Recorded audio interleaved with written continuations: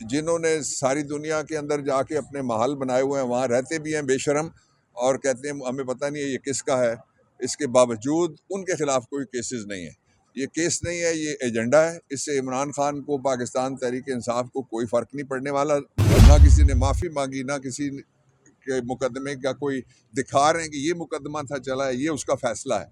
तो इसलिए ये जो कुछ भी हो रहा है ये कैंगरू कार्रवाई है। मैं केस बता देता हूँ जिसका फैसला सुनाया जा रहा है। केस ये है कि आले शरीफ ने एक महंगी प्रॉपर्टी बेची लंदन में। उस प्रॉपर्टी को ख़रीदने वाले और बेचने वाले के दरमियान आउट ऑफ कोर्ट एक सेटलमेंट हो गया। जब नेशनल क्राइम एजेंसी ने वहाँ पे तफ्तीश शुरू की, उस सेटलमेंट के नतीजे में पैसे आ गए जो पाकिस्तान के सुप्रीम कोर्ट, ये जो सामने बिल्डिंग है हाई कोर्ट के लेफ़्ट साइड पे, इसमें वो पैसे पड़े हुए हैं।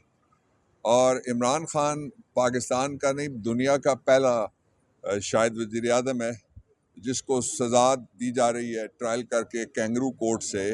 एक ऐसे मुकदमे में ट्रायल ही नहीं होना चाहिए था, ये केस ही नहीं है, जिसके अंदर ट्रस्ट की प्रॉपर्टी थी और उसने एक शहर इल्म आबाद किया है।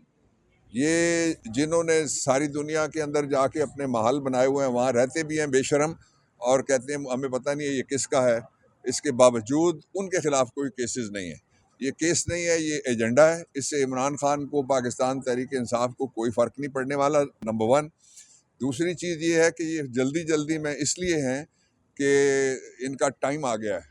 जो चेंजेस आ रही हैं ग्लोबल और रीजनल, ख़ास तौर पे ग्लोबल और रीजनल, दो चेंजेस ऐसी हैं जिनके नतीजे में ये आर्जी निज़ाम हुकूमत, ये फ़र्ज़ी फार्म 47 वाले और उनके जितने भी हैं चाहने वाले, उन सब का कोई मुस्तकबिल अब बाकी नहीं रहा। तो ये बुशरा बीबी, अगर ये आज कुछ सजा हो जाती है तो बुशरा बीबी जो 9 माह जेल काट के आई थी और दोबारा रिहाई पे हैं, तो वो भी गिरफ्तार होंगी, तो फिर क्या असरात होंगे? ये देखें, जो नजूमी हैं वो उन्होंने छोड़े हुए हैं जो सज़ा दिलवाना चाहते हैं, और कल से नजूमी ये ऐलान कर रहे हैं कि सज़ा इतनी होगी। फिर वो कह रहे हैं इस दफ़ा बहुत लंबा लिखा हुआ 72 पेज का फ़ैसला है, और ये कैसी अदालत है, ये कैसा निज़ाम इंसाफ है। सुप्रीम कोर्ट भी खामोश है इस पर कि ऐसा मुकदमा जिसका फ़ैसला जज ने सुनाना है, वो फ़ैसला सुना रहे हैं। सोशल मीडिया के ऊपर पहले ही सुनाया जा चुका है।